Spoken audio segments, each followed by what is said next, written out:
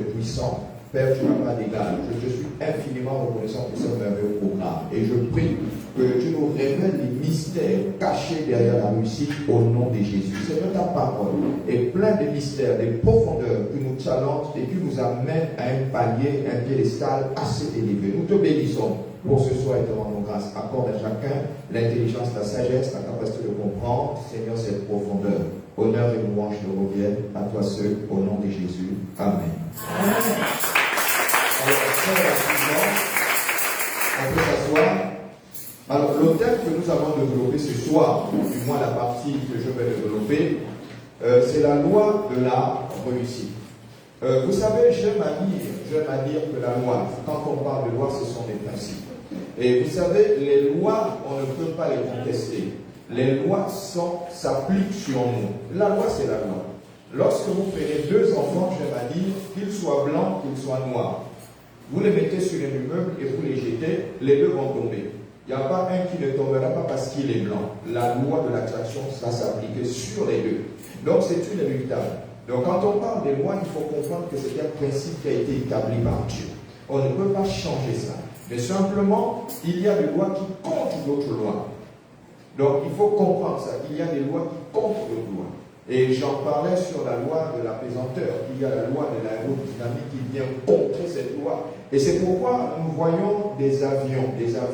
Vous voyez la masse de l'avion, le poids de l'avion, il arrive à voler, il décolle, il vole. Ça, c'est la loi de l'aérodynamique qui vient contrer la loi de l'apesanteur. Donc, la loi de l'apesanteur ne s'appliquera pas. Donc, il faut comprendre le principe fondamental des lois. Alléluia. Amen. Alors, nous allons lire le livre de Deutéronome, c'est notre passage biblique. C'est un passage très, très profond. Il est vraiment révélateur.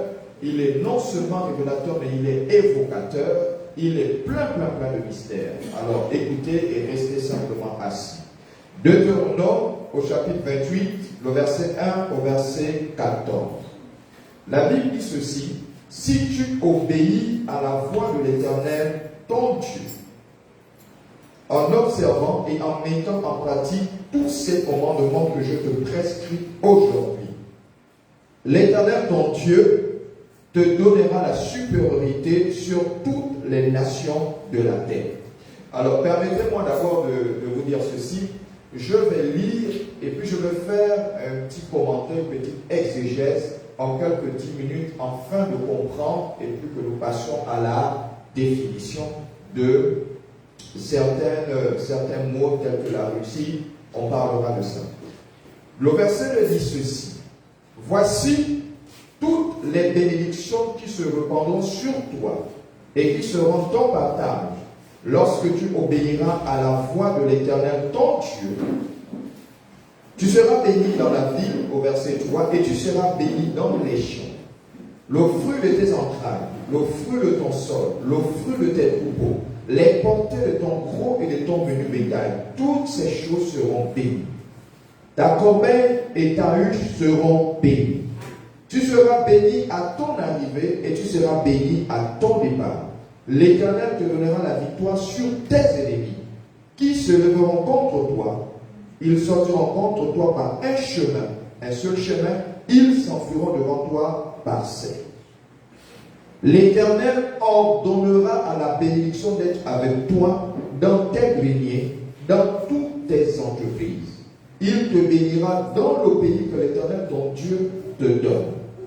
Tu seras pour l'Éternel un peuple saint, comme il te l'a juré, lorsque tu observeras les commandements de l'Éternel, ton Dieu, et que tu marcheras dans ses voies. Tous les peuples verront que tu es appelé du nom de l'Éternel, ils te craindront. Au verset 11, l'Éternel te comblera des biens, en multipliant le fruit de tes entrailles, le fruit de tes troupeaux et le fruit de ton sol, dans le pays que l'Éternel a juré à tes pères de te donner. Au verset 12, l'Éternel t'ouvrira son bon trésor au ciel pour envoyer à ton pays la pluie en son temps et pour bénir tout le travail de tes mains. Tu prêteras à beaucoup de nations et tu n'en prêteras point. Le verset 13, l'Éternel fera de toi la tête et non la queue. Tu seras toujours en haut et tu ne seras jamais en bas. Lorsque tu obéiras au commandement de l'Éternel, ton Dieu, que je te prescris aujourd'hui, lorsque tu les observeras et les mettras en pratique, et que tu ne te détourneras ni à droite ni à gauche de tous les commandements que je vous donne aujourd'hui, pour aller auprès d'autres dieux et pour les servir. Que Dieu bénisse sa parole. Amen. Alléluia. Amen. Alors, je voudrais poser une question à quelqu'un ici. Ce texte, quand je le lis, j'ai l'impression que beaucoup de personnes ne comprennent pas en fait de quoi il est question. Depuis que nous sommes en train de lire ce texte sur une condition, il dit « je te bénirai ». Alors, est-ce qu'il y a le micro, n'ayez pas peur parce que nous sommes en séminaire. Il parle de bénédiction, je te bénirai. En fait, c'est quoi la bénédiction? Y a-t-il quelqu'un qui peut avoir un élément de réponse sur la bénédiction? Vous savez, nous chrétiens, on a tendance à parler de la bénédiction, mais on n'a pas la capacité de définir ce que c'est la bénédiction. Mais il dit, si tu obéis, on est sur la loi de la réussite. Comment réussir avec Dieu? La réussite dont il est question, ce n'est pas simplement réussir ta vie scolaire, ou réussir ta vie professionnelle, ou réussir ta vie matrimoniale, mais c'est une réussite qui n'a pas de limite. Réussir tout assumé. Là, il est question d'une réussite avec le Seigneur, parce qu'avec le Seigneur, on n'échoue pas. Mais je voudrais que quelqu'un me dise un peu, pour lui, c'est quoi la bénédiction? Venez au micro. N'ayons pas peur. Ici, je vois des hommes aguerris. Tout le monde ici est chrétien. Donc, personne n'a une idée de ce que c'est la bénédiction. Moi, j'ai lu ce passage qui est notre passage phare, qui nous parle de bénédiction. Tu seras béni à ton départ. Tu seras béni à ton arrivée. Le produit de tes entrailles seront bénis. Ton beau-père sera béni. Mais c'est quoi la bénédiction en fait? Non, les pasteurs, s'il vous plaît, laissons un peu la plupart. Vous savez, j'aime à dire qu'il faudrait que nous, en tant qu'enfants de Dieu, nous soyons instruits. Le comble, c'est que nous sommes peu instruits et nous nous retrouvons en difficulté lorsque nous discutons avec les païens sur les questions du ciel. Nous voulons vivre le ciel sur la terre. Nous voulons être les représentants de Dieu sur la terre. Mais si nous voulons être les représentants de Dieu sur la terre, nous devons calquer le modèle du ciel. En calquant le modèle du ciel, on fait venir le ciel sur la terre. Quand on te regarde, tu ressembles au ciel, tu reflètes le ciel et les gens t'envient, les gens veulent te ressembler. Et c'est ce qui donne envie aux gens d'être chrétiens. Mais si aujourd'hui, quand on te regarde, tu ne ressembles à rien, vous pensez que les gens voudront être chrétiens quand on regarde le chrétien, il ne ressemble à rien, il souffre. On regarde le chrétien, c'est lui qui est piètre. On regarde le chrétien, il n'a pas de succès à l'école. Il faudrait un temps soit peu que nous nous remettons en question. C'est quoi le christianisme? Pourquoi est-ce que je suis dans le Seigneur?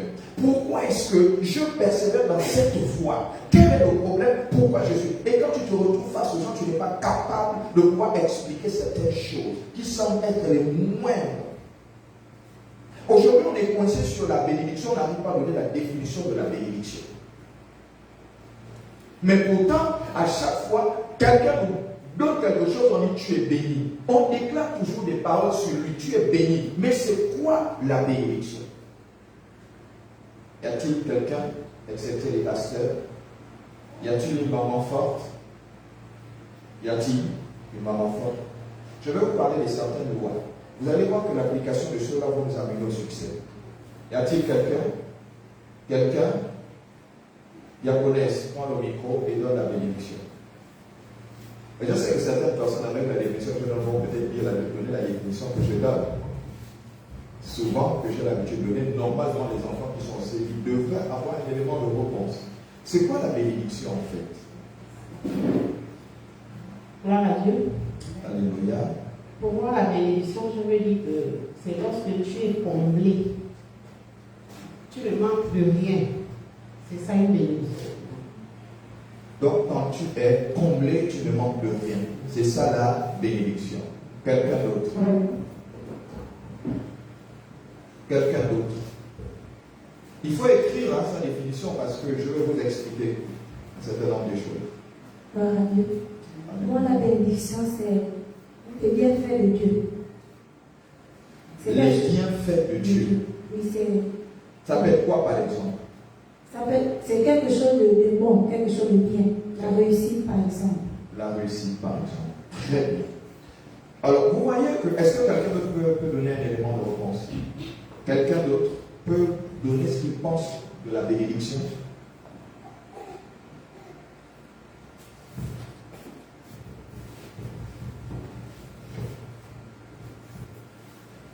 Amen. Amen. Pour moi, la bénédiction, c'est chercher d'abord le royaume de Dieu et vivre pleinement dans sa demeure. Ok. Alors, vous voyez un peu ce que beaucoup de personnes appréhendent ou donnent une appréhension de la bénédiction. Ça voudrait dire qu'on n'est même pas sûr de ce qu'on est en train de dire en ce qui concerne la bénédiction. Parce qu'il faut classifier le principe bénédiction. Chez qui la bénédiction intervient? Est-ce seulement chez le chrétien ou bien le païen également est béni? Amen. Alors, moi, je vais vous dire, laissez-moi un peu me déplacer, parce que là, je vais graviter autour de la bénédiction. Je suis dans mon message, mais ça me dérange. Ça me dérange parce que je suis avec les enfants de Dieu et on n'est pas capable de donner la définition de la bénédiction. Mais cependant, la Bible déclare, la Bible dit qu'en effet, c'est l'inférieur qui est béni par le supérieur. Qu'est-ce que ça veut dire? Qu'est-ce que ça veut dire? Ça veut dire quoi en fait que c'est l'inférieur qui est béni par le supérieur? Pour tous ceux qui, moi en tant que d'abord je le fais partout où je vais et que j'enseigne sur la bénédiction, j'ai dit la bénédiction c'est bérénice, bonne parole relâchée, qui a la capacité d'amener à l'existence ce qu'elle possède. C'est ça la bénédiction. Vous savez quand quelqu'un dit tu es béni, il relâche une parole. Et c'est cette parole qui a le potentiel d'amener ce qu'elle possède. Qu'est-ce qu'il souhaite réellement? Il souhaite que tu sois guéri. Il souhaite que tu sois en bonne santé. Il souhaite que tu réussisses. Et c'est pourquoi il relâche les bonnes paroles sur ta vie. Si vous regardez l'histoire, la naissance de la bénédiction, si vous regardez l'histoire, la seule chose que Dieu a fait sur Abraham, c'est parler. Il n'a rien fait d'autre. Il a parlé. Et quand il parle, ce sont des paroles relâchées qui ont une puissance. Ce qu'elle contient, elle amène ça en matérialisation. C'est pourquoi nous, en tant qu'enfants de Dieu, nous déclarons les bénédictions sur certaines personnes qui viennent vers nous ou qui nous font du bien. La seule chose que nous avons, la Bible déclare que Pierre et Jean montaient au temple. Ils ont vu un paralytique. Ils ont dit, toi comme tu m'en dis, nous on n'a rien. On n'a rien. Mais ce qu'on a, c'est la parole qu'ils ont relâchée sur sa vie. C'est ce qu'on appelle bénédiction. Si aujourd'hui on quantifie la bénédiction sur le bien matériel, si on quantifie la bénédiction sur un certain nombre de choses, c'est-à-dire que la compréhension de la bénédiction ne sera pas bien perçue. C'est pourquoi quand on parle de prospérité et de bénédiction, on essaie d'expliquer ce que c'est la bénédiction. Le mot prospérer, c'est en grec, ça veut dire pros. Pros, c'est aller de l'avant. Ça veut dire aller continuellement dans la richesse. Parce que quand Dieu bénit, il dit, je te bénis et tu seras riche. Après, quand tu deviens riche, il y a l'élément prospérité. Ça veut dire que tu vas de plus en plus en t'enrichissant. C'est de ça dont il est question quand on parle de bénédiction et de prospérité. Mais là n'est pas le séminaire, parce que ça caronne un peu mon esprit. C'est pourquoi la Bible déclare que mon peuple meurt parce qu'il manque la connaissance. Et il est important d'aimer la connaissance. Il est important de rechercher la connaissance. Si on parle de la voie de la réussite, je vais voir beaucoup de chrétiens présents. À chaque fois que je fais les séminaires business, peu de chrétiens viennent. Pourtant, on prend les chefs d'entreprise, on prend les personnes qui sont aguerries, qui sont calées. Et vous savez que les séminaires business coûtent immensément cher. Alors, je vais vous raconter rapidement une histoire. À l'époque, il y a quelqu'un, un entrepreneur que j'invitais, et il m'a dit, apôtre, est-ce que tu peux délocaliser ça? Est-ce qu'on peut faire ça dans un endroit neutre, excepté l'église? J'ai regardé. J'ai dit, très cher directeur, en réalité, moi, je marche sur la vision. Une vision divine, et je la compris. Quel que soit le nombre de personnes qui viendront au séminaire business, les peu de personnes, si aujourd'hui il n'y a pas de fruits, dans 5 ans, 10 ans, 15 ans, ça va porter le fruit. C'est très important. Lorsqu'on déclarait des paroles sur Abraham, que les enfants sont dans ses reins et qu'il aura une multitude de descendance, on ne pourra pas les compter, mais sa femme était stérile. Il pouvait dire, mais il se moque de moi. Mais de quoi il est en train de parler, ce Dieu-là? Mais il a cru au Dieu de l'impossibilité. Parce que les enfants étaient dans ses reins. Dans le monde spirituel, ce sont les hommes qui portent les enfants, ce n'est pas les femmes. Amen. Alléluia. Amen. Alors c'est une parenthèse que je voulais ouvrir parce que je vois qu'il y a certaines choses, aujourd'hui, nous qui sommes chrétiens, nous sommes plus instruits. Et quand on se retrouve à échanger avec des personnes qui ne viennent pas à l'église, qui sont des païens, c'est-à-dire qu'on n'est même pas convaincant dans ce que nous sommes en train de présenter. Nous ne sommes pas convaincants. Et c'est pourquoi je disais que la seule chose que les gens tiennent pour argument, Jésus t'aime. Jésus t'aime. Dans l'évangile, Jésus t'aime. Or, évangéliser ne signifie pas simplement dire Jésus t'aime. Non. Non et non. Il y a le témoignage personnel. Nous tous, nous étions autrefois dans le monde. Et c'est certainement par le fruit d'une prière que nous sommes aujourd'hui arrivés dans le Seigneur. Ce n'est pas forcément que quelqu'un vous a évangélisé. Il y a quelqu'un qui a prié pour nous. Et quand il a prié pour nous, notre cœur a été labouré. Et quand l'évangile est venu reposer, on a scellé. Donc c'est ça le principe. Alors je voulais ouvrir une parenthèse. Vraiment, permettez-moi, il fallait que j'ouvre cette parenthèse pour que toutes les personnes qui sont là comprennent ça. Vous pouvez faire des recherches, vous pouvez aller faire des recherches et vous allez voir que ce que je vous dis, vous trouverez ça. Il y a quand même quelqu'un qui a réfléchi comme moi. Alors, je disais dans le livre de Deutéronome, permettez-moi de revenir parce que je voulais faire en 10 minutes un exposé sur Deutéronome 28, 1 à 14. Il y a beaucoup de mystères que les gens ne comprennent peut-être pas au travers de ça. La Bible dit dans le livre de Deutéronome, au chapitre 28, le verset 1. Le verset 1, c'est un verset d'introduction qui définit le reste de ta vie. Il dit, si tu obéis, c'est-à-dire qu'il y a une condition. La condition, c'est les principes et les lois de Dieu. Il dit, si tu obéis aux lois de Dieu, c'est-à-dire que les lois que je mets à ta possession, si tu obéis, tu les respectes, tu les appliques. Parce que vous savez que l'application continuelle de lois amène au succès. Et quand on parle de succès, on parle de la réussite. On n'échoue pas avec Dieu parce que Dieu met des lois. Il y a des principes que Dieu met et quand on les applique, ça marche. Il dit, voici le principe que moi je te donne. Sur la base de ce principe, il suffit simplement que tu mets en application ce principe. Alors moi, l'Éternel, je vais ouvrir le ciel et je vais t'accorder la bénédiction. Quand il dit je t'accorde la bénédiction, ça voulait dire qu'il y a des paroles qui sont relâchées dans ta vie.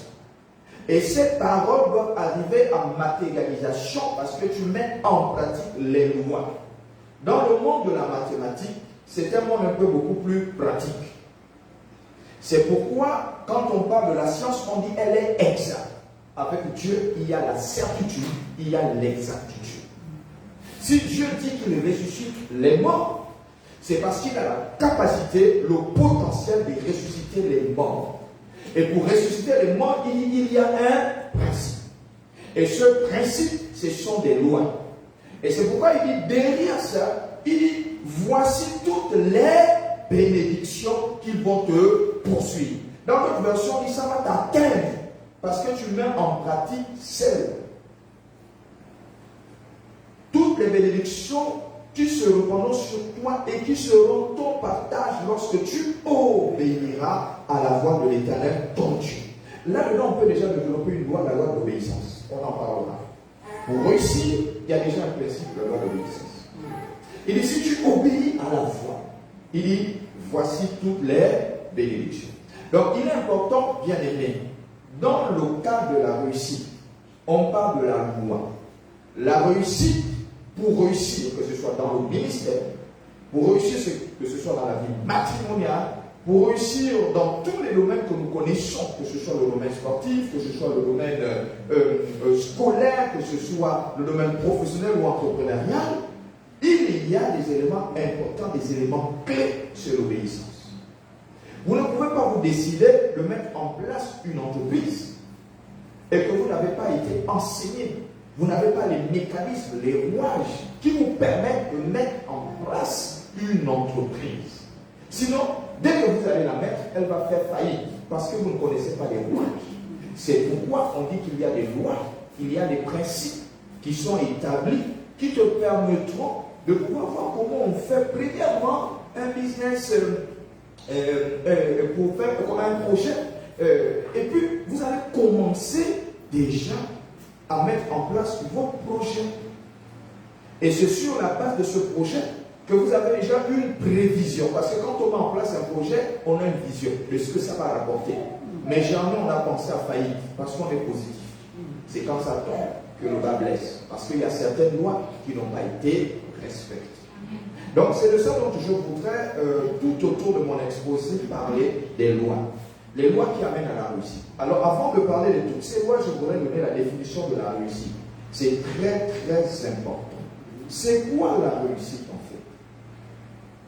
La réussite, c'est l'aboutissement favorable d'une entreprise, d'un projet ou d'un examen, caractérisé par quoi? Le succès et l'atteinte d'objectifs personnels.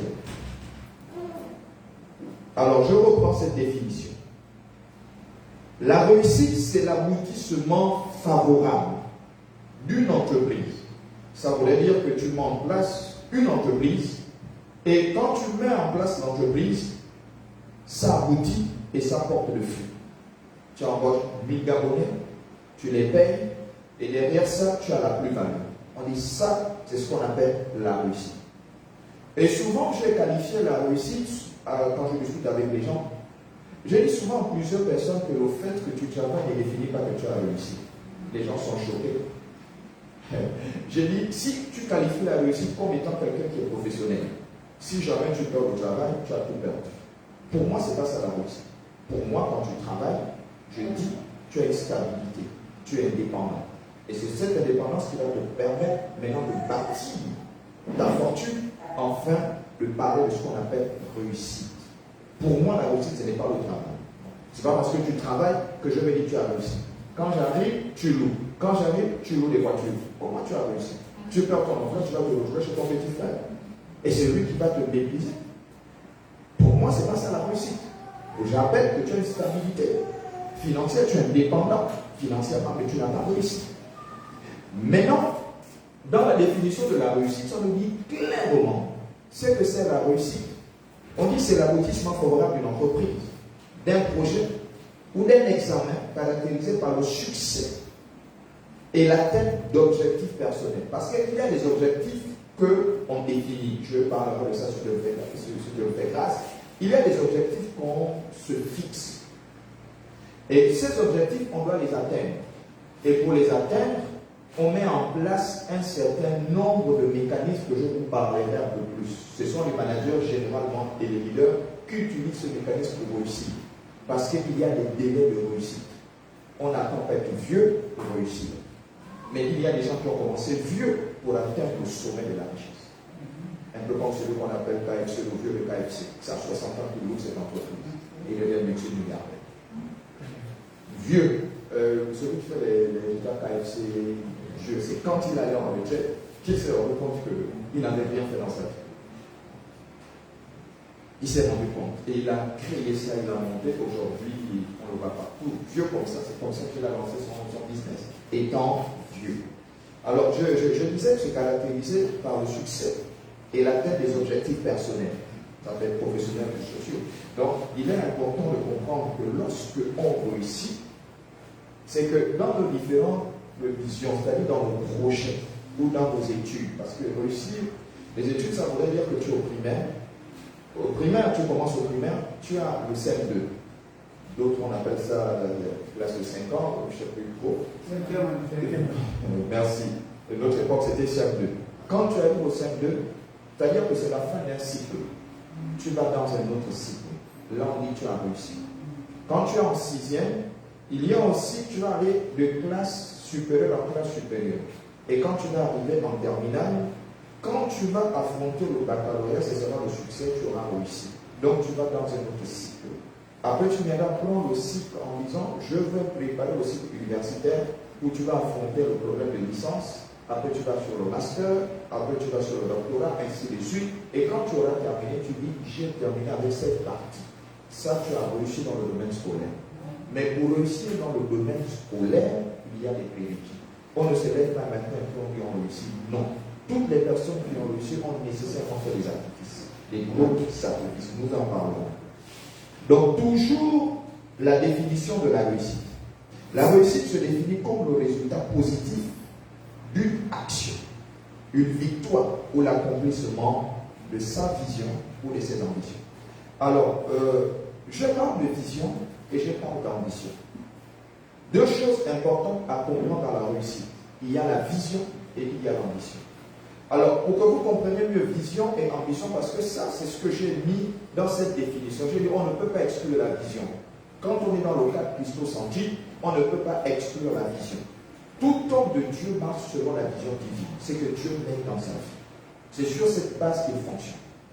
Je ne parle pas de l'ambition parce qu'au niveau de l'Église, les enfants de Dieu ne sont pas ambitieux.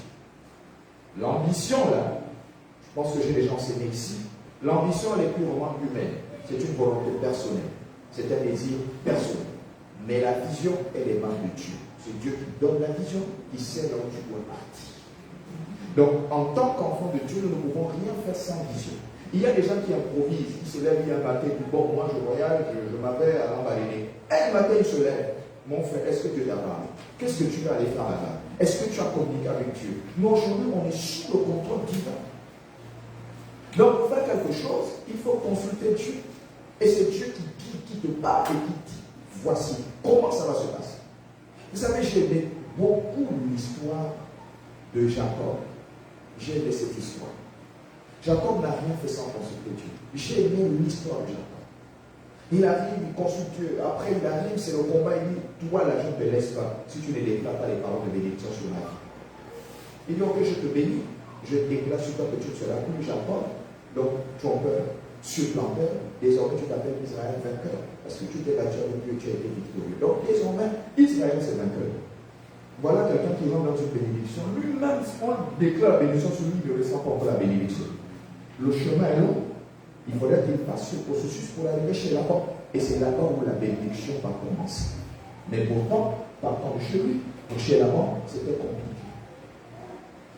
Donc, si ces principes, nous, en tant qu'enfants de Dieu, nous ne sommes pas capables de pouvoir nous imprégner de tous ces principes, il va être difficile que les enfants de Dieu aient le succès. J'expliquais à certains enfants de Dieu en disant, aujourd'hui nous sommes assujettis à certaines choses que vous ne voyez pas. Nous, on l'a vu. Les gens ont démissionné sur certaines responsabilités. On dit en tant qu'enfant de Dieu, je ne peux pas être chef d'entreprise. En tant qu'enfant de Dieu, je ne peux pas être à la députation. En tant qu'enfant de Dieu, je ne peux pas faire ci, je ne peux pas faire ça. En tant qu'enfant de Dieu. Aujourd'hui, nous sommes frappés sous le coup de certaines lois païennes. Et c'est nous qui nous plaignons dans les couloirs. Qu'est-ce que nous faisons ayant le pouvoir? C'est nous qui dictons. C'est nous qui avons le contrôle. C'est nous qui parlons. C'est nous qui prions pour les autorités. Pourquoi est-ce qu'on est influencé par la décision d'Yahweh? À ce moment, il faudrait que chacun sache que nous avons échoué. Et qu'est-ce qu'il faut faire pour revenir et prendre l'ascendance sur les païens? Donc, quand on parle de la loi de la réussite, ça va booster chacun dans son pouvoir d'appel à être le meilleur. Que ce soit dans le cadre de ton ministère, pense à être le meilleur. Si tu es apôtre, cherche à être le meilleur des apôtres. Si tu es pasteur, cherche à être le meilleur des pasteurs. Ça, c'est intéressant. Ne pensez pas que parce que tu es pasteur, tu restes de t'asseoir et puis tu t'exerces, que tu ne parles plus, que tu pries plus, et puis c'est terminé. Non, non. Il faudrait que tu sois un modèle, que les gens cherchent à t'identifier à toi, que les gens cherchent à pécher comme toi, parler comme toi, prier comme toi. Il faudrait arriver à ce niveau. Là, on dit, voilà les enfants de Dieu qui ont le succès. Voilà les enfants de Dieu qui réussissent. Alléluia. Amen. La réussite, selon la Bible, se définit par l'accomplissement du dessein de Dieu. L'accomplissement du dessein de Dieu. Selon la Bible, la réussite, toujours dans la définition, se définit par l'accomplissement du dessein de Dieu pour sa vie, que par la recherche de la notoriété ou la richesse matérielle. Alors, il faudrait comprendre quelque chose. Nous, enfants de Dieu, dans le cas de la réussite, en tant qu'enfant de Dieu, elle est définie selon les desseins de Dieu. Ce n'est pas ton propre chef. Ce n'est pas ce que tu aspires à avoir, mais c'est ce que Dieu désire que tu aies. Que tu dois posséder. Il y a des gens aujourd'hui qui veulent posséder des voitures. Or, Dieu dit que ce n'est pas la saison. Voyez-vous? Dieu dit que ce n'est pas la saison. Parce que chaque chose a sa saison, chaque chose a son temps. Si Dieu dit que ce n'est pas la saison que tu as à la maison, ce que je te demande de faire, bâtir d'abord l'église pour moi, le temps de la maison. Tu exécutes simplement. Si tu commences à dire ça, ce n'est pas la parole divine, alors tu vas échouer. Et c'est pourquoi les gens font. Il est là, il fait un perpétuel recommencement. Un perpétuel recommencement parce qu'il n'écoute pas la voix de Dieu. Il n'est pas dans les desseins de Dieu. Ça, c'est le principe de la réussite. Donc, c'est très, très important. La réussite aussi repose sur des piliers fondamentaux que je vais vous les donner. Si nous voulons réussir, nous devons nous appuyer sur ces piliers. Le premier pilier, vous allez comprendre qu'il est très, très important, la méditation et l'application de la parole de Dieu. Méditation et application de la parole de Dieu. Deuxième pilier, l'obéissance à ses commandements. L'obéissance à ses commandements. Je ne vais pas commenter ça. On verra pendant la conférence. En 3, la confiance en lui, donc en Dieu, et la persévérance dans les épreuves. Vous savez, le mot persévérance est un mot que j'aime. Il y a la persévérance que j'aime, il y a l'espérance. Parce que quand je dis à quelqu'un que si tu as l'espérance, si tu as la persévérance, ce n'est pas encore la foi. Il faut que ces trois éléments soient un pour que ça devienne la foi et elle crée. Persévérance, espérance et croyance. Ces trois éléments, c'est la foi. Quand on parle de foi, c'est que ces trois éléments sont retrouvés et ça engendre ce qui n'existe pas. Parce que la foi est matière réelle. Elle amène à l'existence ce qui n'existe pas. Mais pourquoi tu as la foi, ce n'est pas parce que tu persévères. Mais il faut avoir l'espérance que ça va arriver et la croyance. Ça, c'est la foi. Une foi inébranlable. Quand tu as ça, c'est terminé. Et quand il y a un pilier, il y a le jeûne et la prière. Mais on va me poser la question, pourquoi tu mets jeûne et prière? En réalité, le jeûne là, c'est ce qu'on appelle travail spirituel. On ne prend pas le jeûne à la légère. On se lève un matin, jeûne. Non, le jeûne c'est un travail spirituel. Dans le travail spirituel du jeûne et la prière, parce que le jeûne est accompagné de prière. Le jeûne c'est un exercice spirituel. La prière est un exercice spirituel. Ce sont des piliers qui t'amènent à réussir. Tu te retrouves face à une difficulté, face à l'adversité. Lorsque tu as fait tout ce qu'il fallait faire, ça ne marche pas. Qu'est-ce que tu vas faire? Tu vas faire un travail spirituel que Dieu dit. Fais un travail de 3 jours, 7 jours. C'est-à-dire que tu te retires.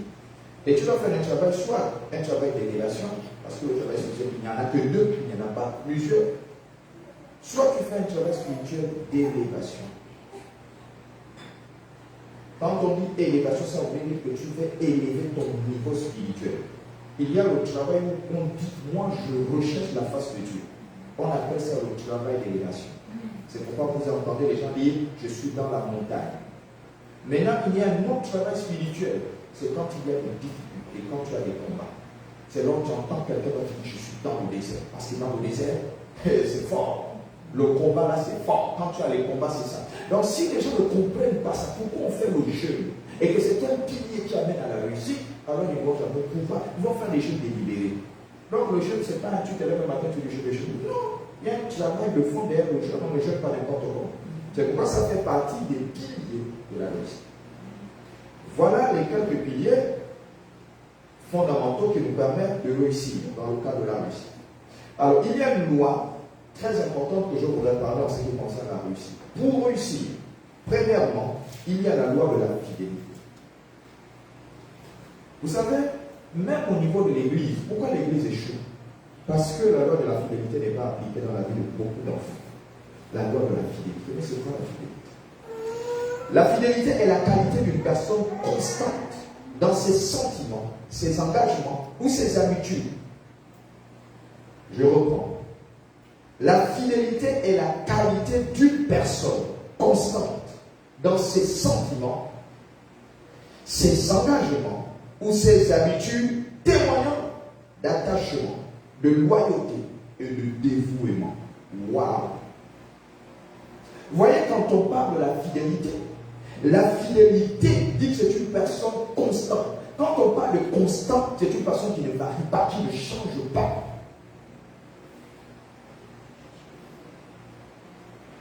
Et on dit dans les sentiments. Pourquoi on parle de loyauté en fait? Toutes les personnes qui ont réussi ont été des personnes fidèles. Toutes les personnes qui ont réussi étaient des personnes constantes. Donc vous ne pouvez pas parler de réussite et être inconstant, être instable, être infidèle. Comment veux-tu réussir si tu es infidèle? Comment veux-tu réussir? Tu as pris un engagement et puis tu n'es plus capable d'honorer l'engagement. Et c'est de l'infidélité. Comment veux-tu réussir si tout ce que tu fais, tu manifestes l'infidélité? Pourquoi? Regardez ce que la Bible dit. Dans le livre de Luc au chapitre 16, au verset 10, que tout le monde connaît. Il dit, celui qui est fidèle dans les moindres choses, l'est aussi dans les grandes. Et celui qui est injuste dans les moindres choses, l'est aussi dans les grandes. Donc dans les moindres choses. Vous savez, le mépris des petites choses amène souvent les gens à l'échec. Beaucoup de gens ont échoué simplement parce qu'ils ont fait le mépris à ton petit. Le fait de mépriser ce petit. Frère, on ne te confiera jamais les grands. Parce que tu viens de mépriser. Et le Seigneur dit la considération d'une petite chose va amener les gens à te donner des grandes choses. Parce que déjà, si tu considères ce qui est inutile, ce qui est petit, donc quand on te donnera des grandes choses, alors ça veut dire que tu prendras soin. C'est pourquoi quand on parle de la réussite, on dit la loi de la fidélité intervient dans la réussite. Il faut être constant. Alléluia. Amen. Vous savez, moi je parle à tous les enfants qui sont là, les études. Ici au CNI, on n'échoue pas le bac, on n'échoue pas les examens. Mais comment on fait pour amener les enfants à réussir? Pourquoi est-ce qu'on prend un bulletin un dimanche, on proclame? Vous savez, le fait de proclamer, quand quelqu'un a un prix, il est honoré. Non seulement il est honoré, mais les parents sont valorisés. Les parents sont valorisés et les parents marchent et pour carré, c'est mon fils. Mais qui on honore? C'est l'enfant. Mais qui est valorisé? C'est le père et la mère. C'est vrai qu'on va toujours dire qu'ils sont honorés. Non, celui qu'on honore, c'est celui qui peut obéir, c'est celui qu'on remet le diplôme. Mais les parents sont valorisés. L'enfant donne de la valeur aux parents. Mais l'enfant là que vous voyez a la capacité de désavouer les parents, déshonorer les parents. Aussi bien il vous valorise, aussi bien il vous déshonore. Alléluia. Amen. Donc il faudrait que l'on comprenne ça en ce qui concerne la réussite. Si on n'est pas capable de manifester la fidélité, il sera impossible de réussir. Essayez d'avoir un pasteur qui est inconstant. Vous allez voir la conséquence va se manifester aussi dans la vie des enfants de son assemblée. Ils seront inconstants. Il commence quelque chose, il abandonne, il laisse, il part, ainsi de suite. Ça, c'est quelqu'un qui est inconstant. Quand on regarde, on dit, lui là, il ne va pas réussir dans sa vie. Vous pouvez avoir des enfants, 5 enfants. Et quand vous regardez les enfants, à cause de la constance des enfants, vous pouvez déjà imaginer celui qui va réussir et qui prendra soin de la famille. Simplement, il y a un regard de père. Tu regardes et tu te dis, de tous mes enfants, celui-là, c'est le véritable, celui qui prendra soin de la famille, à cause de sa constance. Il y a des choses qui ne trompent pas. Il y a des choses, quand on regarde, quand on parle, c'est ce qui arrive, à cause de ça. La fidélité implique le respect de la parole donnée. Si tu donnes une parole que tu ne respectes pas, tu n'es pas fidèle. Ça, c'est important. La fidélité est une loi inéluctable qui amène à la réussite. La fidélité est une loi qui amène inéluctablement à la réussite. Un homme fidèle réussit toujours.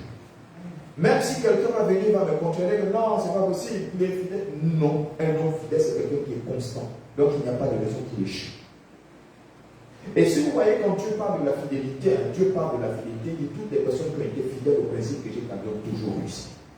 Il n'y a pas quelqu'un qui a respecté les principes établis par Dieu, ça on parle de la fidélité, et qui a échoué. Donnez-moi simplement ce passage biblique, que quelqu'un qui a respecté les principes et il a échoué. Un seul passage biblique, un homme que vous connaissez dans la Bible qui a respecté les principes et il a échoué. Aucun. Tous ceux qui ont respecté les principes établis, qui ont été fidèles, ont nécessairement réussi dans leur ministère. Alléluia. Amen. Habakkuk au chapitre 2, le verset 1 à 3, la Bible déclare que j'étais à mon poste et je me tenais sur la tour. Je veillais pour voir ce que l'Éternel me dirait et ce que je repliquerais auprès de ma plainte. L'Éternel m'adressait la parole et il dit, écris la prophétie, grave-la sur des tablettes afin qu'on la lise couramment, car c'est une prophétie dont le temps est déjà fixé. Elle marche vers son terme et elle ne mentira pas. Si elle tarde, attends-la, car elle s'accomplira certainement, fidèle à son poste.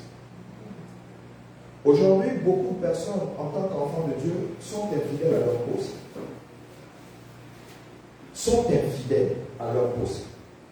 Vous savez qu'aujourd'hui, l'infidélité est manifestée dans le poste chez les enfants de Dieu. S'il faudrait qu'on dise la vérité, la Bible dit, vaut mieux un jour dans tes parvis que 1000 ailleurs. Où la Bible déclare que je suis dans la joie quand on me dit allons à la maison de Dieu. Mais vous allez vous rendre compte, quelqu'un a mis le Saint-Esprit, Jésus est déjà dans l'église. On a dit que c'est 9h. La réunion c'est 9h. Mais vous allez voir quelqu'un va s'arranger à venir à 10h. Même toi, le pasteur, tu es dépassé. Moi, je suis là depuis 7h. Mais il y a quel problème en fait? C'est une inconstance. Et ça, quand vous regardez ce type de personnes, si vous confiez la personne au ministère, il va échouer. C'est clair. Si ce gars, le culte, on commence l'église à 9h, le gars vient à 10h, 11h, non, ça va échouer. Donc, tous ces éléments, la Bible déclare que je me tenais à mon poste. Donc, il y avait une fidélité à son poste. Il attendait. Dieu n'avait pas encore parlé, mais il attendait. Cette fidélité. Cette fidélité. Au-delà de la fidélité, il y a aussi ce que moi j'appelle la loi de l'intégrité. Alors, cette petite loi, je vais vous parler de ça, et puis on va arrêter dans quelques minutes, dans environ 15 minutes, on va arrêter la loi de l'intégrité. Si tu veux réussir, il faut être intègre. Je vais vous donner des exemples d'intégrité dans la Bible. Vraiment, j'ai aimé cette intégrité. La loi de l'intégrité. Mais c'est quoi l'intégrité? L'intégrité désigne l'état de ce qui est entier, intact, n'ayant subi aucune altération. On a l'impression de voir la fidélité. Quand on parle de l'intégrité, on a l'impression de voir la fidélité. Mais je vais vous donner un exemple biblique d'intégrité et vous allez comprendre ce que c'est l'intégrité. Alors je reviens. C'est quoi l'intégrité? L'intégrité désigne l'état de ce qui est entier, intact, n'ayant subi aucune altération. L'intégrité implique la cohérence et la fidélité à ses valeurs. Au sens moral, c'est la qualité d'une personne honnête, droite, incorruptible, agissant selon des principes éthiques. Voilà l'intégrité. Un homme intègre, au sens moral, va manifester cette honnêteté. Parce qu'on parle de la moralité. Donc l'honnêteté fait partie des éléments moraux. L'incorruptibilité fait partie des éléments moraux. Moraux, parce que c'est un élément. Et la base, ce sont des principes d'éthique. L'intégrité. Combien de personnes sont intègres? Allons-y lire un peu une histoire biblique. Et au-delà de tout, on dit que c'est la probité, c'est l'honnêteté, c'est l'incorruptibilité, c'est la droiture, et on dit c'est les vertus en ce qui concerne les personnes intègres. Nous avons 2 Rois au chapitre 4, du verset 1 au verset 7. Là, c'est une très belle histoire. Souvent dans mes séminaires business, j'enseigne sur ce passage biblique parce qu'il est rempli de profondeur. Il y a plein de lois qui interviennent ici. Une femme, d'entre les femmes des fils des prophètes, cria à Élisée en disant: ton serviteur, mon mari, est mort, et tu sais que ton serviteur craignait l'Éternel. Or, le créancier est venu pour prendre mes 2 enfants et en faire ses esclaves. Voyez que la Bible dit que tu peux être serviteur de Dieu, il était prophète, mais il était pauvre. Il avait des dettes. C'est une histoire que les gens ne comprennent pas. Qu'il est serviteur de Dieu, il est prophète, mais il est pauvre et qu'il avait des dettes. Finalement, il meurt, il laisse les dettes. C'était permis. C'était permis. Et quand tu as des dettes, on vient prendre les enfants pour les travaux forcés. Ça, c'était permis. Au verset 2, Élisée lui dit, que puis-je faire pour toi? Dis-moi, qu'as-tu à la maison? Elle répondit, ta servante n'a rien du tout à la maison qu'un vase d'huile. Et il dit, va demander au dehors des vases chez tous tes voisins. Des vases vides et n'en demande pas un petit nom. Je m'arrête. Elle était servante de l'Éternel. Le mari était prophète, il est mort. Elle pose un problème. Quand il y a la problématique, on va chercher des moyens cohésifs pour régler le problème. Une des choses qui nous montre que cette femme servait Dieu, c'est qu'elle avait ce qu'on appelle, elle était ce qu'on appelle une femme bonne. C'est-à-dire qu'elle s'entendait avec tous les voisins. Mais si on dit aux gens que ça fait partie des éléments de réussite, on va dire que c'est faux. Que toi tu es chrétien, mais tes voisins, vous êtes à couteau tendu. Dans le quartier, on crie sur toi, mais tu es chrétien. C'est surprenant. On continue. C'est pas ça le but. Et au verset 4, quand tu seras rentré, tu fermeras la porte sur toi et sur tes enfants. Tu verseras dans tous ces vases et tu mettras de côté ceux qui seront pleins. Alors, elle le quitta. Elle ferma la porte sur elle et sur ses enfants. Il lui présentait les vases et elle versa. Au verset 6, lorsque les vases furent pleins, elle dit à son fils, présente-moi encore un vase. Mais il lui répondit, il n'y a plus de vase. Et lui s'arrêta de manière miraculeuse. Quand elle constate ça, le verset 7, la Bible dit qu'elle alla le rapporter à l'homme de Dieu. Et il dit, va, vends-le-lui et paie ta dette, et tu vivras, toi et tes fils, de ce qui restera. Nous sommes dans la loi de l'intégrité. Le coach, le mentor, qui est Élisée, avec qui la femme se connectait, l'a enseigné une loi, celle de l'intégrité. Dit, ok, si tu veux réussir dans ta vie, si tu veux véritablement réussir, il faudrait que tu sois intègre. Tu as une dette. Le mari a contracté les dettes, il est mort. Il a laissé. Alors toi, ce que tu vas faire, il y a la richesse que tu as tirée dans ta vie. Ce qui est intéressant, n'épluche pas cet argent simplement et c'est la coupe d'escampette. Ce que tu vas faire, c'est que tu vas d'abord payer tes dettes. Dès que tu reçois ton salaire, va payer tes dettes. Ça, c'est la loi de l'intégrité. C'est quelqu'un qui a une probité. C'est quelqu'un qui veut ne pas avoir des dettes parce qu'être endetté n'est pas chose bonne. Donc, en voulant réussir, il faut manifester l'intégrité. Beaucoup d'entre nous sont là, on fait des emprunts, ils n'ont jamais remboursé cet argent. Dès qu'ils ont l'argent, ils fuient. C'est-à-dire que la personne, dès qu'il voit le gars, il se cache. Dès qu'il voit la soeur, elle se cache. Ainsi de suite, parce qu'il y a la dette.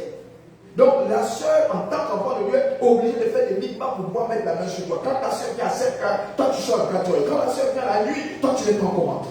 Donc elle ne sait pas comment mettre la main sur toi. Il manque d'intégrité. Et puis bon, en tant qu'enfant de Dieu, vous pensez que vous n'êtes pas intègre, vous allez réussir. Il y a toutes ces problématiques aujourd'hui qui amènent les enfants de Dieu à échouer dans toutes les sphères. Que ce soit dans le ministère, que ce soit dans le domaine matrimonial, que ce soit dans le domaine scolaire, que ce soit dans un domaine professionnel. Il y a des personnes qui ont travaillé chrétien, il n'a jamais investi, il n'a jamais construit. Alléluia. Amen. Donc, vous voyez qu'aujourd'hui, quand on parle de la loi de la réussite, c'est le succès. Il faudrait que tu aies le succès. Il faudrait que lorsque tu parles, moi je disais encore ce matin, je disais à mes collaborateurs, parce que quand je parle un peu de business, monsieur, je dis ok, j'ai la dimension de ma foi, je dis, si j'enseigne sur la richesse, les mécanismes comment tirer la richesse, et puis moi-même je ne suis pas un modèle de richesse, c'est que si je meurs, c'est que mon temps n'est pas encore arrivé, Dieu va me ressusciter. Alors je dis ça à chaque fois. Je dis oui, ne présentez pas. Le salaire, c'est un mois. Vous pouvez avoir 10 millions. C'est pour un mois. Renaissance sur terre, tu vis au-dessus de tes moyens. Tout le monde, tous les professionnels. S'il y a un professionnel qui me dit c'est faux, papa, moi quand je prends mon salaire, je fais un trimestre, je vis avec mon salaire, je fais 2 mois, je ne touche pas mon salaire. S'il y a un professionnel qui me lève la main, moi je vis un trimestre avec mon salaire. Le salaire c'est fait pour un mois. Avant même que ça n'arrive, tu as contracté des dettes. Avant que ça n'arrive, ah oui, bon, j'ai 1 million de salaire, bon, je peux me permettre de m'endetter. Et en tout cas, on en parle.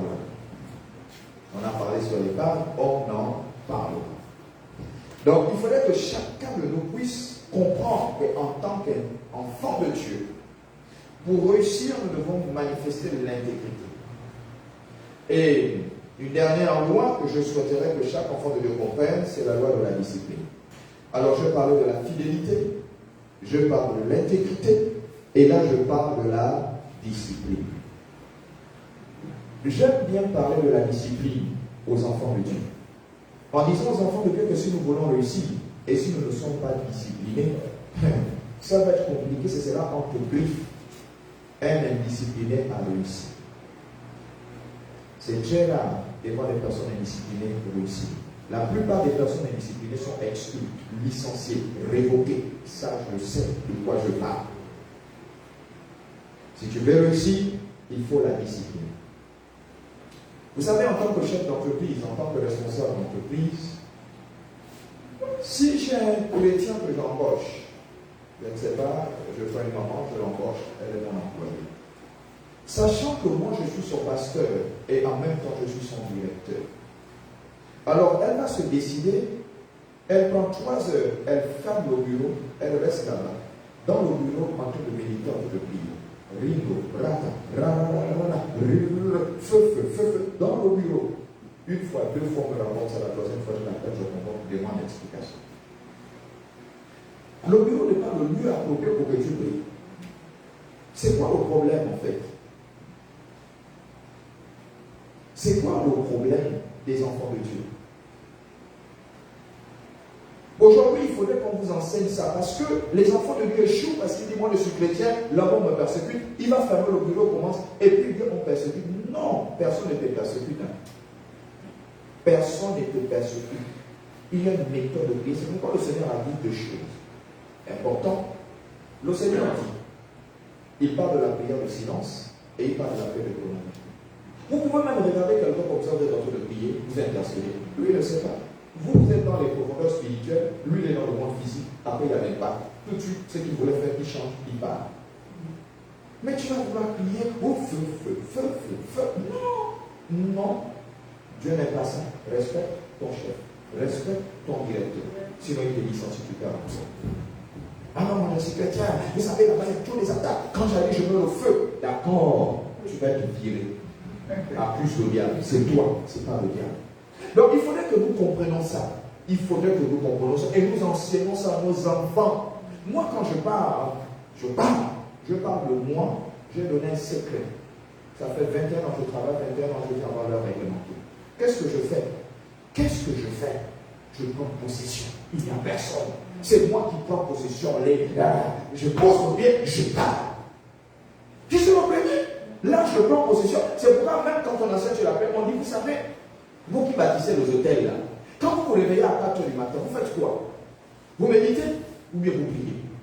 Qu'est-ce que vous faites? La première chose avant de méditer, prendre possession. Parce qu'à 5 h, les autres se lèvent et prennent possession.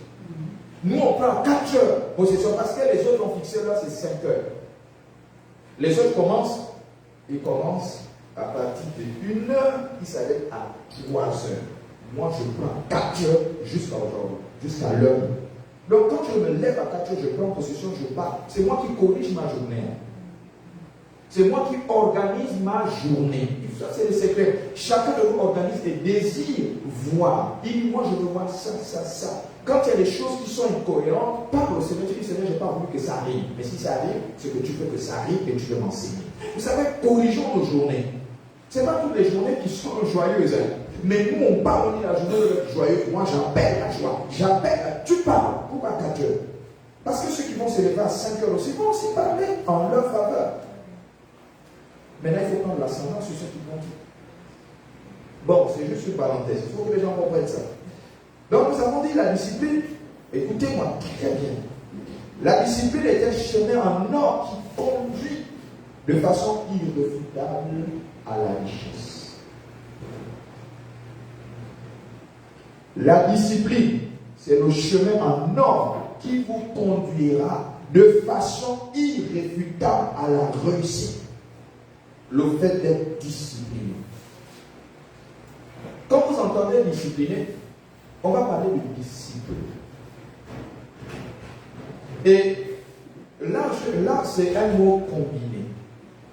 Quand on dit discipliné, on voit disciple. Et quand on a la définition du disciple, on dit que le disciple, c'est celui qui suit les enseignements d'un maître. Donc, en tant que disciple, discipliné, tu es assujetti. Tu es soumis à une loi, à une règle, que toi tu ne fais simplement que respecter. C'est pourquoi on dit que le disciple est celui qui suit l'enseignement. Il suit l'enseignement de son maître. Mais quand on parle de discipline, quand on arrive à l'église, il y a la discipline, parce qu'il y a des lois à l'église. Quand on va au travail, il y a la discipline, parce qu'il y a des lois. Que tu sois militaire ou je ne sais pas, il y a la discipline. Partout, il y a la discipline. Même dans la maison, il y a la discipline. Une maison indisciplinée est une maison qui fait peur. Ça fait peur. Il n'y a pas de respect. On ne respecte personne. Le père établit des lois, les enfants ne le respectent pas. Ça, c'est la discipline. Et il n'y a aucune bénédiction qui est rattachée à cette discipline. Vous êtes au travail, il y a des lois, tu enfreins les lois. On dit l'heure de travail c'est 8h30, 7h30, toi tu viens à 8h. On dit la sortie c'est 15h30, toi tu sors à 14h. Et tu es indiscipliné. Mais comment veux-tu arriver à la réussite? Certaines personnes ont raté des privilèges, ils voulaient être nommés, mais on dit des toujours indisciplinés. Comment on peut nommer un indiscipliné? Vous savez, j'ai souvent pris l'exemple, on va finir. J'ai pris l'exemple de l'Occident. L'Occident, quand vous êtes ministre, à l'Occident, quand vous êtes ministre à l'Occident, vous ne devez avoir qu'une seule femme. Si vous avez une deuxième, on fait une motion, on vous enlève, on dit lui là, il n'est pas sérieux. Quelqu'un comme ça qui poursuit plusieurs femmes ne peut pas vous gouverner. Mais en Afrique, quand tu es un ministre, tu dois avoir 20 femmes. Là on dit, voilà un modèle. Mais les blancs, quelqu'un comme ça est indiscipliné, ne peut pas nous gouverner. Motion de censure, il est viré. Ça c'est chez les autres. Ils sont développés, ils disent, nous on doit réussir. Quelqu'un qui veut réussir, dans la vie, il court après les femmes. Mais celui-là c'est un irresponsable. Il ne réussira jamais. Et il y a un père qui court après plusieurs femmes. Vous allez voir l'instabilité dans la maison, c'est la grandissime. Donc vous voyez que c'est profond à la fin des disciplines. Vous pensez qu'on s'est uniquement parlé des disciplines à l'église? Il y a tellement de rebelles à l'église qui sont indisciplinés et le ciel est fermé. Tu ne réussis pas. Ah papa, c'est compliqué. Un enfant de Dieu échoue. Et j'aime à dire que ce que nous constatons au niveau de l'église, c'est qu'on trouve des personnes désespérées qui n'attendent qu'une consolation du ciel. Il y a trop de désespérés à l'église, trop de personnes qui souffrent à l'église. Quand on va dire sortez de là, voilà les principes. Ils sont là, ils regardent. Trop de facilité. Or, la Bible dit que le royaume de Dieu, c'est pour les violents, les violents qui s'en embarquent. On ne parle pas de bagarre, parce qu'il y a des gens très forts bagarre. Même chrétiens continuent à faire des histoires de bagarre. Non. Il dit c'est les violents. La violence, elle est morale, elle est spirituelle, elle est psychique. Et on veut réussir. On va finir avec ça. Vous savez, quand je parle beaucoup de SMART, dans le cas de l'entreprise, dans le cas de la réussite, je parle de SMART. Je ne vais pas parler de ça aujourd'hui, certainement à la conférence. Alors, la discipline. La discipline va t'amener à faire l'ensemble des choses que tu dois faire et non l'ensemble des choses que tu veux faire. La discipline va t'amener à faire l'ensemble des choses que tu dois faire et non ce que tu veux faire. Alors, ce que tu veux faire, ce sont les désirs. Ce que toi tu veux faire, mais la discipline va t'amener à faire ce que toi tu dois faire pour réussir. Ce n'est pas sur tes désirs. Non. Nous, on a souvent eu l'habitude de ne pas prendre l'ascendant sur nos désirs charnels. Et c'est comme ça qu'on échoue. Il y a des gens, par exemple,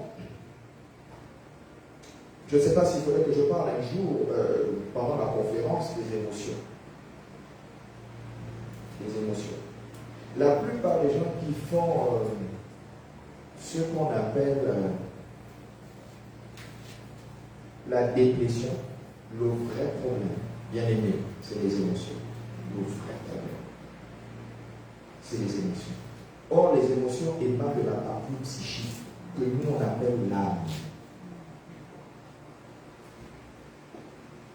L'esprit est neutre, mais l'âme contrôle tout. L'âme contrôle tout. Et quand les gens font des dépressions, c'est-à-dire que si vous voulez régler la question d'une personne qui a eu des blessures émotionnelles, ça va maintenant dans le domaine qu'on appelle psychosomatique. Aucun médicament ne sera à même de régler le problème. Parce que tout ce qui émane de l'esprit, ce n'est pas un médicament qui vient régler la question. Il y a des professionnels qui sont dans la médecine, qui savent de quoi je parle. Vous pouvez avoir le VIH, SIDA.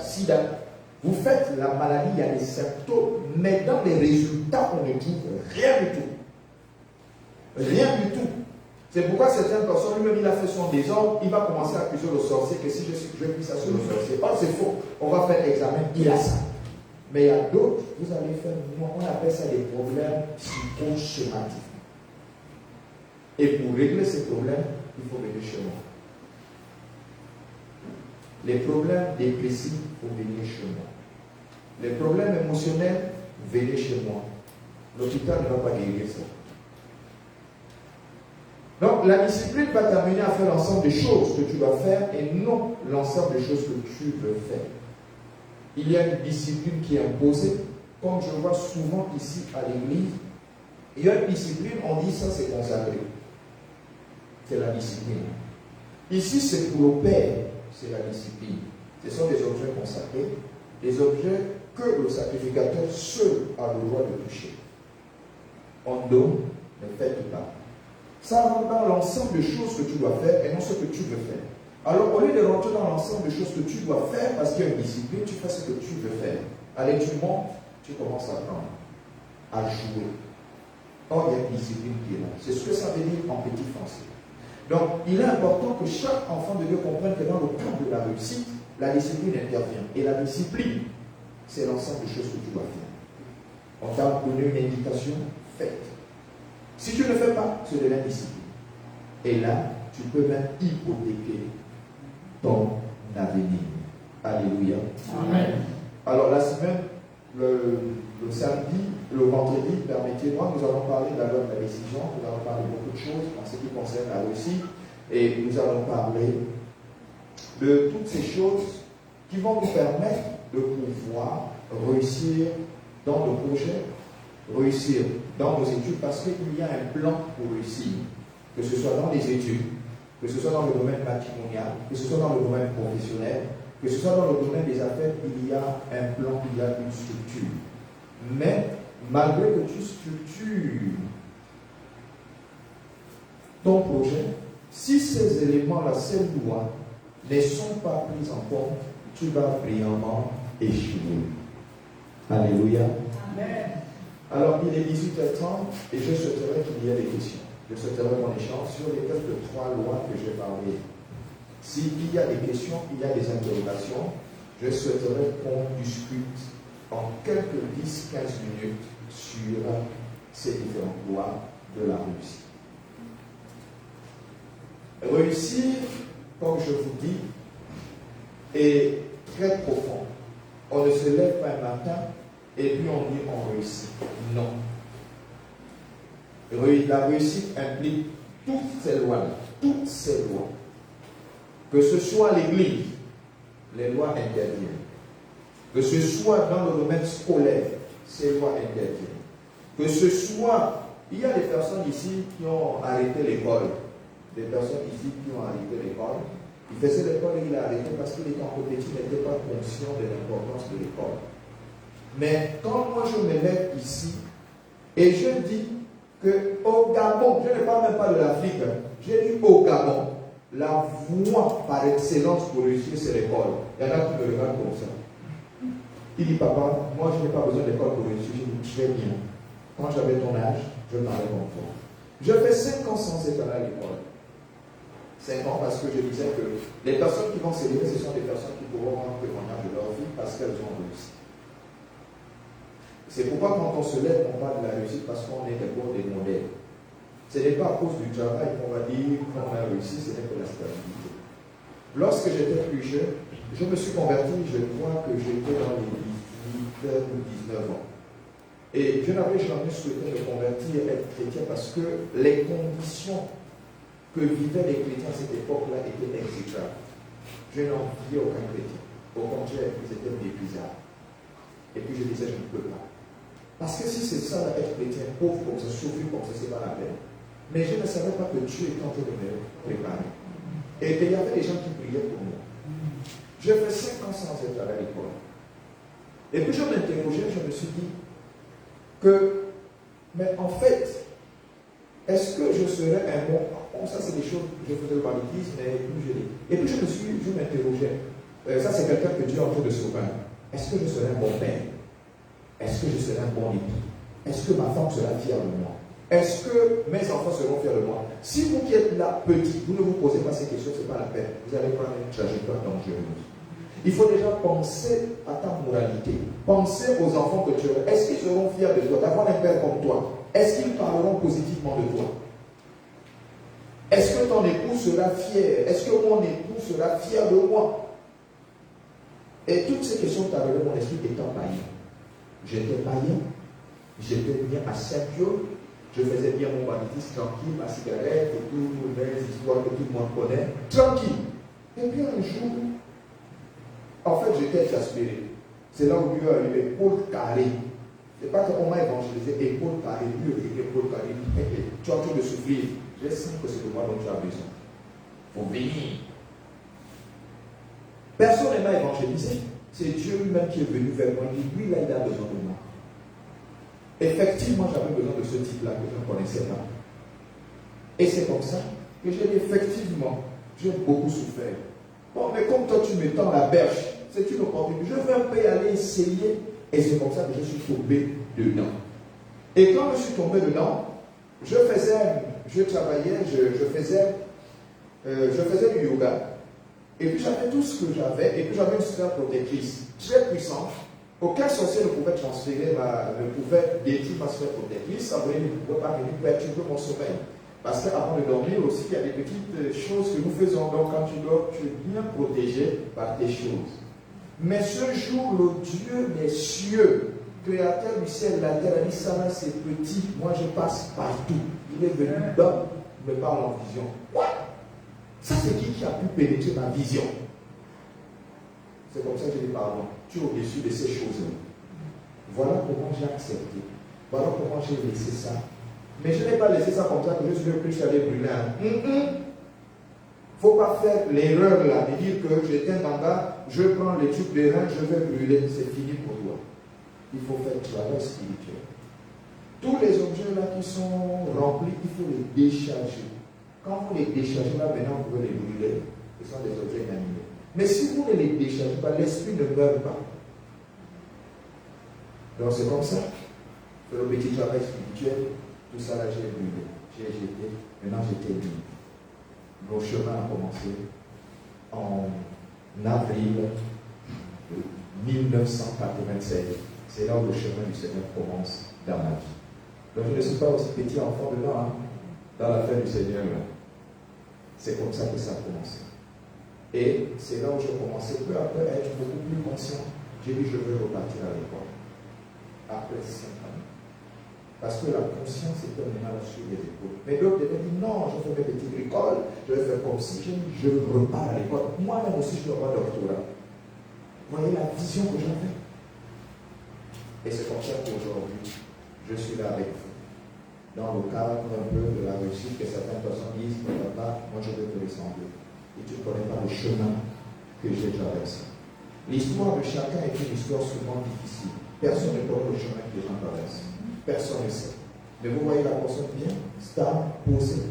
Vous dites, je veux être comme toi. Et tu sais, c'est que moi j'ai vécu les sacrifices que j'ai pu endurer, les souffrances, les pleurs que j'ai pu endurer. Il y a des jours où vous ne mangez pas. Vous voulez renoncer à l'école. Même l'acheter, même échanger la chemin, c'est déchets, les gens se vendent. Mais tu persévères. Donc, bien aimé, c'est sur ce témoignage-là, puisque les gens n'ont pas de questions, enfin, si du moins les gens ont des interrogations, par rapport à ce que nous avons vu sur certaines lois, on peut poser des questions et puis on répond très rapidement, en 10 minutes, s'il y a une question. La loi de la réussite. Il faudrait qu'on arrive à fédérer que l'Église soit puissante. On planche les décisions à la place de l'Église. Oui, mon fils. Bonsoir, homme de Dieu. Bonsoir. Bonsoir à tout le monde. Homme de Dieu, j'ai une question. Vous avez parlé d'un pilier, celui de la fidélité. Maintenant, vous avez parlé des éléments même de la foi, qui est l'espérance, la persévérance et la croyance. Maintenant, il y a quelque chose qui est venu dans ma tête, c'est celui des engagements par rapport à la fidélité. Vous avez dit que normalement, nous devions honorer nos engagements. Mais il y a des engagements que nous prenons par la foi. Pour dire que nous prenons cela, par exemple, devant l'Assemblée, et par rapport à notre foi, nous allons honorer cela. Mais nous arrivons, pour certains, il arrive que nous ne puissions pas honorer cet engagement. Est-ce que en cela nous sommes infidèles? C'est un peu ça mon interrogation. Alors, lorsque nous parlons de la loi de la fidélité, on dit la fidélité est la qualité d'une personne constante dans ses sentiments. Ça voudrait dire que être fidèle, c'est un oui presque oui. C'est que je me suis, dans mon expérience dans le Seigneur, je me suis rendu compte que les gens prennent les engagements par émotion et non par conviction.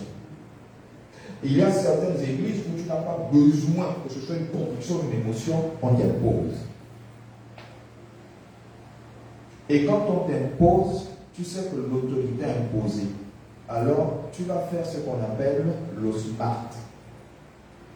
Le SMART, ça intervient dans la loi de la réussite. C'est pour les managers. Comment réussir son projet? Comment réussir sa vision? Comment réussir ses actions? D'accord? Dans le SMART, on va te parler du temps. Est-ce que l'engagement dont on te dit là, est-ce que c'est un engagement réalisable ou spécifique? Parce que le SMART, c'est le spécifique. Est-ce que c'est mesurable? Quand on parle de mesure, il faut être capable de quantifier. C'est-à-dire, les managers, moi je suis manager, d'accord? Moi je fais ce qu'on appelle des plans d'action. Parce que derrière le plan d'action, j'ai un but à atteindre. Maintenant, dans le but que je dois atteindre, je mets en place le principe managérial qu'on appelle le SMART. Parce qu'il y a des délais. Dans un projet, il y a toujours les délais. Est-ce que c'est réalisable dans le temps? Donc, le principe de la fidélité voudrait dire que quand tu prends un engagement et tu le respectes, tu es infidèle. C'est pourquoi on parle de la constance. Tu ne peux pas dire je m'engage et puis tu n'arrives pas à honorer ton engagement. Sinon, ça ne sert à rien de prendre. Même la Bible condamne ça. Ça ne sert à rien de t'engager. Tu viens publiquement par émotion, oui, je vais prendre, je vais donner 200 000, les gens comme moi, et puis derrière, tu es incapable, tu fuis même à la limite de l'église. Je vais vous raconter une histoire, très rapidement. J'étais dans une église de la place, et puis moi je suis toujours fort dans ce qu'on appelle les histoires de l'entrepreneuriat, et puis je veux booster les enfants de l'église en disant, non, dans l'église, il y a trop de pauvres, il faudrait que l'église, on se lève et qu'on ait des activités, parce que si tout le monde a sa petite activité, l'église sera riche. Parce que quelqu'un est maintenant qui dit, papa, j'ai besoin d'argent de taxi, papa, j'ai le problème de santé, papa, j'ai le problème de l'hôpital. Non. C'est comme ça que j'ai pris 500 000. J'ai dit, je vais financer les micros. C'est-à-dire que je me suis proposé à être la microfinance. Microfinance, un petit qui finance. Et eux, c'est maintenant avec les micro-projets, donc petits projets. Donc, à hauteur de 50 000, j'ai donné à 10 personnes. Dans une église, 10 personnes. La première chose que j'ai dit, présentez-moi vos business plans. Première chose, quand j'ai lu le business plan, Je vois que c'est vide. Moi, quand je dis ça, vous avez échoué. Non, papa, c'est bon. Je dis, ok. Je prends quand même la peine de donner 50 000. Bon, vous avez remboursé, hein, parce que c'est micro-projet. Hein. Et puis c'est microfinance. Ok, papa, on va rembourser. Au moment où je vous parle, ils n'ont jamais remboursé. Au moment où je vous parle, je fais ça. Ça fait 1 million que j'ai dépensé. J'ai dit, je me ferais pousser à l'église. À la limite, il ne venait pas à l'église. Parce qu'il n'était plus capable. Je me suis rendu compte qu'en faisant ça, j'ai chassé les enfants de l'église. Donc, l'affaire que vous dites engagement là, il y en a qui ne viennent plus hein, parce qu'ils sont plus engagement, qui n'ont pas honoré. Hein. Vous ne savez pas, mes frères, on ne pas ah papa, j'ai une situation là-bas. C'est parce qu'ils n'ont pas honoré engagement. C'est l'infidélité. Mais la Bible dit que si tu es infidèle dans les petites choses, tu le seras dans les grandes. Tu quittes ces nuits, tu vas être veillé. Un veillé, tu seras infidèle. Tu quittes un veillé, tu vas blesser. Tu quittes Messie, tu vas l'église prophétique, tu seras un fidèle. Donc, pour régler la question de la fidélité, honore ton engagement. Ça, c'est important. C'est important. Nous, là, on est pasteur, au moment même, c'est compliqué pour nous. Il faut se surpasser. Parce que tu connais les principes de la Bible. Tu dis, je ne vais pas te frapper sous le coup de ça. Donc, tu cours, tu dis, j'ai réglé ma question. Moi, je ne peux pas prendre un engagement ici au CMI et puis je ne l'honore pas. Hein. J'ai dit au CMI, je vais prendre un engagement. Si je dis, bon, décembre, je vais acheter un véhicule de service pour l'église. Devant les gens, j'ai parlé. Si je vois que novembre, je n'ai pas les 10 millions, je vais à la banque, je dis que pardonnez-moi. Moi, je suis solvable. Donnez-moi un petit emprunt de 20 millions. Je vais honorer. Ça, c'est moi parce que j'ai pris les engagements, ça n'est que 7 jours. Donc, je demande, nous donne 20 millions.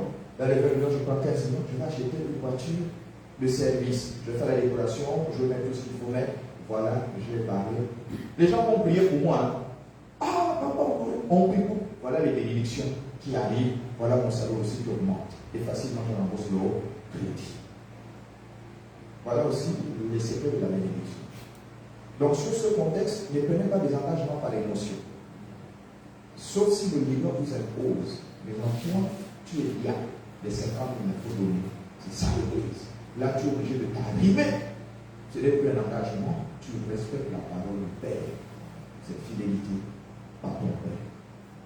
Tu es obligé. Non, frère. C'est l'association. Et c'est ça que je disais dimanche. Je disais, moi j'aime les païens, les sœurs ésotériques. Les gens sont choqués. Je vais un peu vous choquer. J'ai dit, eux là, il n'y a pas plus fidèles que nous. Nous, on nous appelle fidèles, mais eux là, ils sont trop fidèles. J'ai dit, même dans la bêtise, tu es dans la rose croix, tu as un problème au tribunal. Ça ne ramène pas, parce qu'ils sont solidaires. Pourtant, tu as tort. Mais nous là, oh, puis l'apôtre, non, il faut que l'apôtre fasse la prison. Frère, lui-même, tu ne connais pas l'origine parce que tu as entendu. Tu dis non, l'apôtre a exagéré, non, il n'avait qu'à aller en prison. Frère, tu ne sais même pas, j'ai raison, tu dis qu'il faut que j'aille en prison parce que quelqu'un est venu dépeindre mon image. Tu ne peux pas le téléphone, dis mon frère, j'ai entendu, qu'est-ce qui se passe? J'ai dit, frère, toi-même tu connais, on est tellement attaqué. Il faut prier. Ah, mais je ne savais pas que c'était comme ça. Voilà comment il fléchit les genoux. Seigneur, c'est ton serviteur. Accorde la paix. C'est ce qu'on parle de l'unité spirituelle, la puissance de l'unité spirituelle. Et Pierre avait tout ça. Parce qu'il avait la bonne information. Quand on prend une nouvelle, n'incriminez pas. Ayez la bonne information. C'est ça l'unité spirituelle, l'unité du corps de Christ. Alléluia. Amen. Ok, c'est bon, on peut s'arrêter s'il y a une question. Dernière. Une dernière question. Aucune question. Je voudrais juste Prenez le micro, donnez au pasteur le micro. Ah, donnez au pasteur, il y a le micro du pasteur. Un élément de réponse par rapport à la question que le frère a posée. Si tu as une Bible avec toi, je t'encourage de lire Ecclésiaste, chapitre 5. Tout le chapitre, ça pourra t'aider. Mais il y a 2 versets que je vais lire, tout le chapitre 5. La Bible dit ici que lorsque tu fais un vœu à Dieu, ne tarde pas à l'accomplir, car il n'aime pas les insensés. Accomplis le vœu que tu as fait. Au verset 4, il dit, mieux vaut pour toi ne point faire de vœu que d'en faire un et de ne pas l'accomplir. Pourquoi? Parce que souvent, comme tu l'as dit, et comme a dit l'apôtre tout à l'heure, Il y a des gens qui prennent des engagements de manière émotionnelle pour se faire voir aux autres que j'ai de l'argent et tout ça, et si je peux faire quelque chose. Et après, quand tu sors, tu n'es même pas convaincu de l'acte que tu dois poser. C'est déjà un péché. La Bible dit que si c'est qu'il n'est pas le fruit d'une conviction, et déjà, il faut devant l'Éternel. Donc, non seulement tu n'es pas convaincu, en plus, tu peux encore tu fais un vœu à l'Éternel que tu n'accomplis pas. Sous prétexte, déjà, tu as attaqué l'histoire de la foi. Tu dis par la foi. Il y a ceux qui seraient par la foi. Mais si ça n'arrive pas, ça veut dire que ta foi n'était pas ferme. Parce que la foi est une ferme assurance. Donc, si tu n'as pas la fermeté dans ta foi, alors, ça, ce sont des idées personnelles. Arrête. Mieux vaut arrêter que de te lever pour dire par la foi, je vais faire. Tu n'as même pas un compte de 10 000 francs quelque part. Tu dis j'ai la foi et puis on fait des rêves. Et comme a dit l'apôtre, tu dois fuir. Parce qu'on va demander, de faire Fabrice, tu as pris un engagement, c'est où? Les touques de peinture qu'on a demandé, tu as dit je vais apporter 2. Mais les touques de peinture ne rentreront pas à l'église. Ce serait ta faute. Or, quelqu'un qui était là, vaut mieux te taire. Je vais te conseiller pour ça tout le monde. Mieux vaut se taire et surprendre le pasteur ou l'apôtre en disant voilà ce que j'ai prévu. Ah, mais voyez, le frère n'a même rien dit. Mais il s'est levé. Toi-même, Dieu sait que tu vas porter dans la maison éternelle. Donc, ne pas faire de vœux que tu n'accompliras pas. Alléluia. Amen. On acclame le Seigneur. Plus de questions. Il n'y a plus de questions, plus d'interrogations. Mais moi, je suis surpris, très cher pasteur. Vous savez, même si on est 15, 20, il faudrait la pertinence. Il y a des interrogations parce qu'il y a quelque chose qui se fait, on ne doit pas se gêner. On n'est même pas 70. On devait être capable d'avoir un échange franc en ce qui concerne la réussite. C'est-à-dire poser des questions. Mais en ce qui concerne la je veux savoir parce qu'on aborde difficilement ce type de thème. Difficilement. Comment réussir? Comment entreprendre? C'est un projet. Difficilement. Et quand on aborde ce genre de thème, peu de personnes viennent parce que ça ne les concerne pas.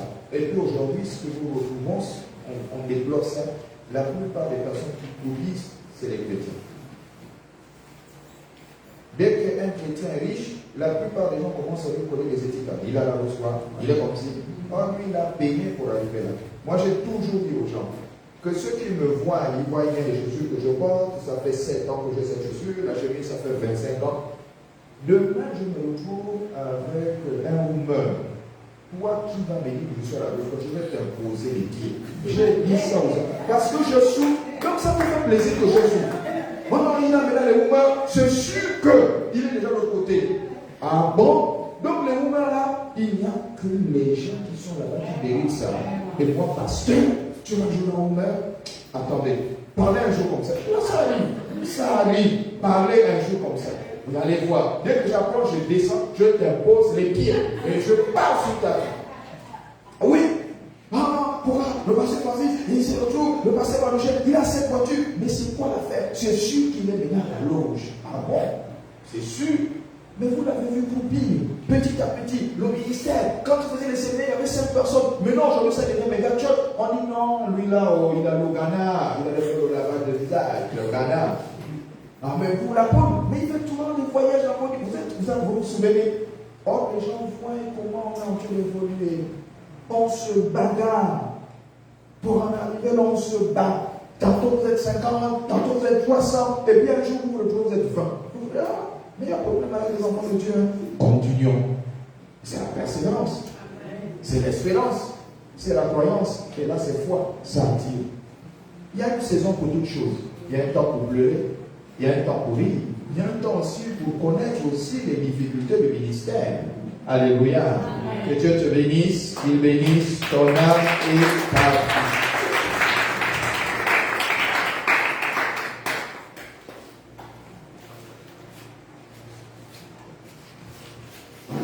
Alléluia.